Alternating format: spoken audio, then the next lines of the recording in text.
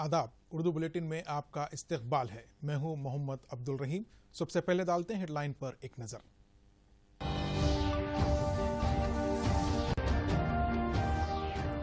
AIIMS पहुंचकर वजीर आजम मोदी ने लिया कोरोना का टीका। कोरोना से हिंदुस्तान को पाक बनाने का किया अज़्म।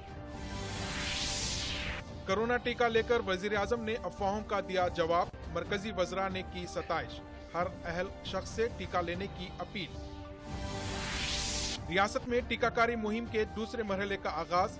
91 मराकिज में वैक्सीन की तकसीम। कल मजीद सेंटर का होगा इजाफा। टूल प्लाजा के करीब ट्रैफिक जानकारी रिकॉर्ड करने वाले निजाम का नितिन गडकरी ने किया इफ्तिताह।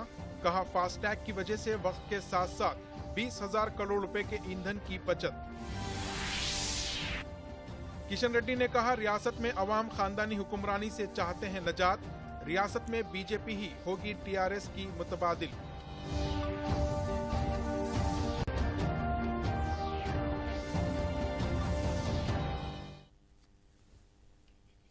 वज़ीर आज़म नरेंद्र मोदी ने कहा है कि बढ़ती हुई ज़रूरी पैदावार के तनाजुर में 21वीं सदी के हिंदुस्तान के फसल की कटाई के बाद या खुराक को डब्बाबंद करने से मुतालिक इनकलाब और इजाफी खसूसियात शामिल किए जाने की जरूरत है।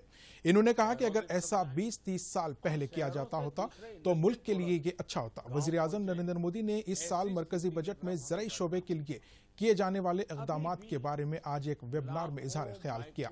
वज़ीर आज़म ने कहा कि सरदस्त हमें ग़िज़ाई अजनास, फल, सब्जियों और माही परवरी समेत ज़राअत के हर शोबे में प्रोसेसिंग पर ज्यादा तवज्जो मरकूज करना होगा। साथ ही ये भी जरूरी है कि खुराक को डब्बाबंद करने के निज़ाम को बेहतर बनाए जाएं और किसानों के लिए उन गांव के नजदीक स्टोरेज के जदीद तर्ज की सहूलियत दस्ताब कराई जाए। वज़ीर आज़म ने डब्बाबंद ग़िज़ाई अजनास के लिए आलमी मार्केट में मुल्क के ज़राई शोबे को तोसी दिए जाने की ज़रूरत पर जोर दिया। मोदी ने कहा कि इस बात को यकीनी बनाना वक्त का तकाज़ा है कि मार्केट में जहां तक हो सके किसानों की पैदावार के लिए मुतबादिल रास्ते दस्तयाब हो। इन्होंने कहा कि हमें अपने ज़राई पैदावार को डब्बाबंद खुराक के आलमी मार्केट के साथ मरबूत करना होगा। वज़ीर आज़म ने गांव के नजदीक ज़राई सनती मराकिज़ की तादाद में इजाफा किए जाने पर भी जोर दिया ताकि लोगों को गांव में ही काश्तकारी से मुतालिक रोजगार मिल सके। वज़ीर आज़म मोदी ने बताया कि ऑपरेशन ग्रीन स्कीम के तहत किसान रेल के जरिए सभी फलों और सब्जियों को लाने और ले जाने पर 50% सब्सिडी दी जा रही है। इन्होंने कहा कि किसान रेल मुल्क के कोल्ड स्टोरेज नेटवर्क के लिए एक मजबूत वसीला बन गई है। मरकजी बजट 2021-22 में ज़राई शोबे के लिए किए गए इक़दामात के बारे में इजहार ख्याल करते हुए मोदी ने कहा कि सरकार ने ज़राई कर्जों के निशाना बढ़ाकर 16,50,000 करोड़ रुपए कर दिया है, जिसमें मवेशी परवरी, डायरी के शोबे और माही परवरी के शोबे को तरजीह दी गई है। रेडी टू कुक, फल सब्जियां हो, सी फूड हो, मोजारेला चीज हो, ऐसे अनेक उत्पादों को प्रोत्साहित किया जा रहा है। कोविड के बाद देश और विदेश में ऐसे बेहतरीन प्रोडक्ट्स की डिमांड कितनी बढ़ गई है, ये आप मुझसे बेहतर जानते हैं। मुल्क भर में आज टीकाकारी का दूसरा मरहला शुरू हुआ है। नायब सदर जमहूरिया एम वेंकैया नायडू, वज़ीर आज़म नरेंद्र मोदी के बशमूल कई अहम शख्सियात ने भी कोरोना का टीका लिया। पेश है इस सिलसिले में एक रिपोर्ट। मुल्क भर में आज से दूसरे मरहले के तहत कोरोना की टीकेकारी का आगाज हुआ। सुबह की अव्वलीन सातों में वज़ीर आज़म नरेंद्र मोदी एम्स पहुंचकर कोरोना वैक्सीन की खुराक ली। वज़ीर आज़म मोदी आज सुबह all India institute of medical sciences AIIMS पहुंचे, जहां उन्हें भारत बायोटेक की जानिब से तैयार करदा वैक्सीन कोवैक्सीन की पहली डोज दी गई। वज़ीर आज़म ने खुद ट्वीट करके इसकी इत्तला दी और कोरोना मुखालिफ मुहिम में ताउन की अपील करते हुए लोगों से वैक्सीन लगवाने की अपील की। इन्होंने कहा कि आज एम्स जाकर वैक्सीन का पहला डोज लिया। कोरोना के खिलाफ आलमी लड़ाई को मजबूत करने के लिए हमारे डॉक्टरों और साइंसदानों ने जिस रफ्तार से काम किया है वो गैर मामूली है। मैं तमाम मुस्तहिक लोगों से अपील करता हूं कि वो वैक्सीन लगवाएं। उधर चेन्नई के सरकारी मेडिकल कॉलेज के दवाखाने में नायब सदर जमहूरिया एम वेंकैया नायडू ने कोविड वैक्सीन का पहला डोज लिया। 28 दिन बाद वो दूसरा डोज लेंगे। वेंकैया नायडू ने वैक्सीनेशन के लिए अहल तमाम लोगों से टीका लेने की अपील की। Bureau report, Doordarshan news, Hyderabad. मरकजी वजीर सेहत डॉक्टर हर्षवर्धन ने कहा कि वजीर आजम नरेंद्र मोदी ने कोरोना का टीका लेकर वैक्सीन के तई फैलाए जा रहे अफवाहों और प्रोपेगेंडे का सही जवाब दिया है। इन्होंने वजीर आजम का शुक्रिया अदा किया और कहा कि वो कल वैक्सीन लेंगे।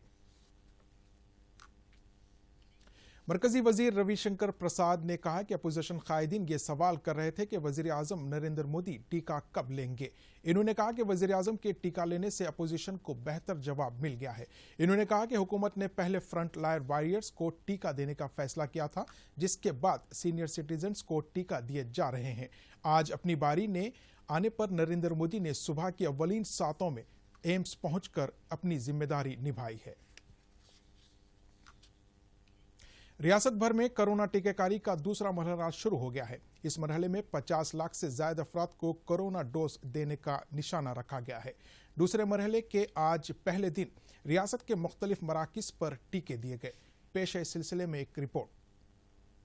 मुस्तहिक अफराद कोरोना टीके के लिए आरोग्य सेतु ऐप के बशमूल कोविन पोर्टल या कॉमन सर्विस सेंटर पर अपना नाम दर्ज करवा सकते हैं या फिर 1507 टोल फ्री नंबर पर कॉल करके वैक्सीन के लिए अपना नाम रजिस्टर करा सकते हैं।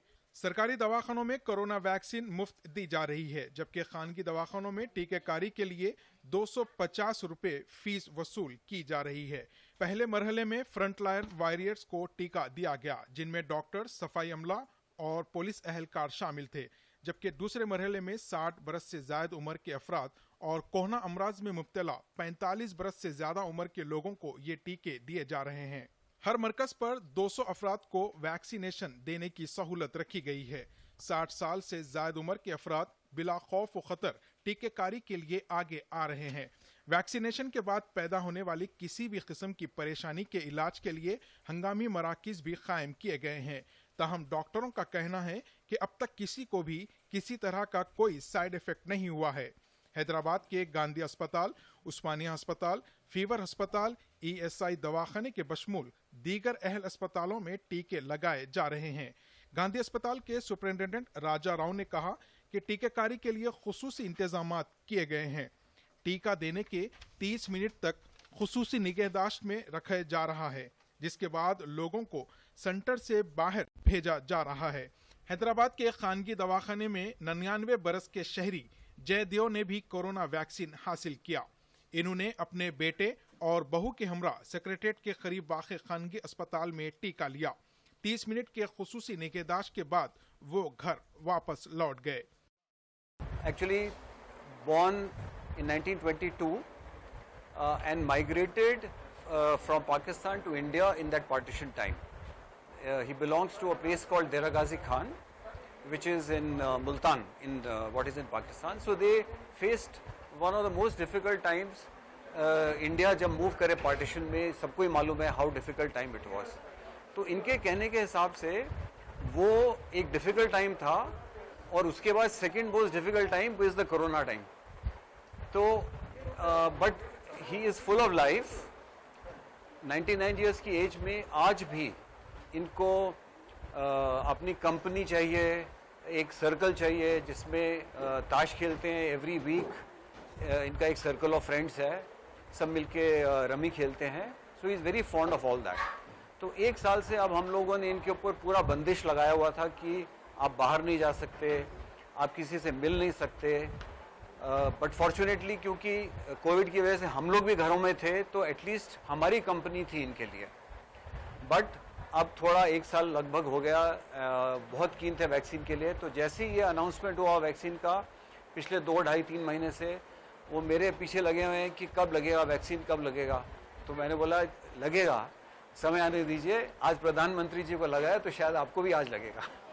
60 साल उम्र के ज़ियादती से मुतासिर चंद्रशेखर रेड्डी नामी एक मुलाजिम ने भी टीका लिया। मेडिकवर अस्पताल के सुपरिंटेंडेंट कल्याण चक्रवर्ती ने कहा कि टीकेकारी के लिए तमाम तरह के एहतियाती इक़दाम किए गए हैं। Very happy to announce the first Covishield vaccine on 1st March from the government of India. We are delivering to a near to 100-year-old male in our hospital Medicover secretariat. and it goes through a process of registration, then we vaccinate, then we observe the patient, and then after we will release the patient to home. Bureau report, Doordarshan news, Hyderabad.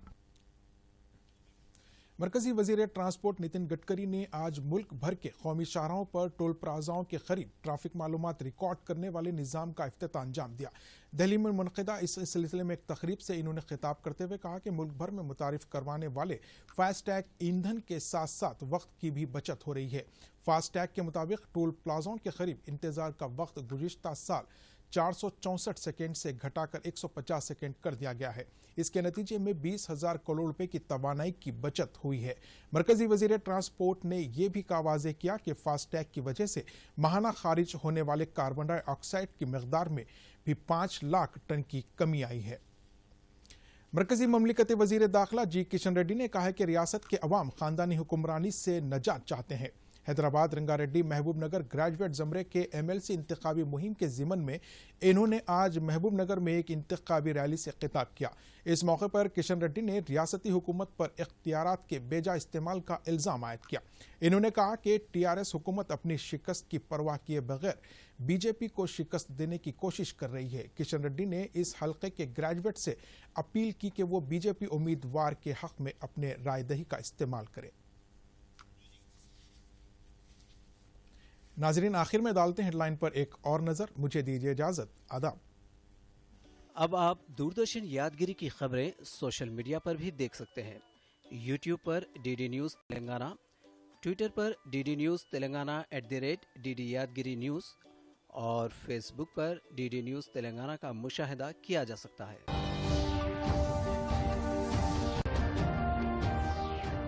AIIMS पहुंचकर वजीर आजम मोदी ने लिया corona का टीका। Corona से हिंदुस्तान को पाक बनाने का किया अज़्म। कोरोना टीका लेकर वजीर आजम ने अफवाहों का दिया जवाब। मरकजी वज़रा ने की सताइश। हर अहल शख्स से टीका लेने की अपील। रियासत में टीकाकारी मुहिम के दूसरे मरहले का आगाज। 91 मराकीज में वैक्सीन की तकसीम। कल मजीद सेंटर का होगा इजाफा। टोल प्लाजा के करीब ट्रैफिक जानकारी रिकॉर्ड करने वाले निजाम का नितिन गडकरी ने किया इफ्तिताह। कहा, फास्टैग की वजह से वक्त के साथ साथ 20,000 करोड़ रुपए के ईंधन की बचत। किशन रेड्डी ने कहा, रियासत में अवाम खानदानी हुक्मरानी से चाहते हैं नजात।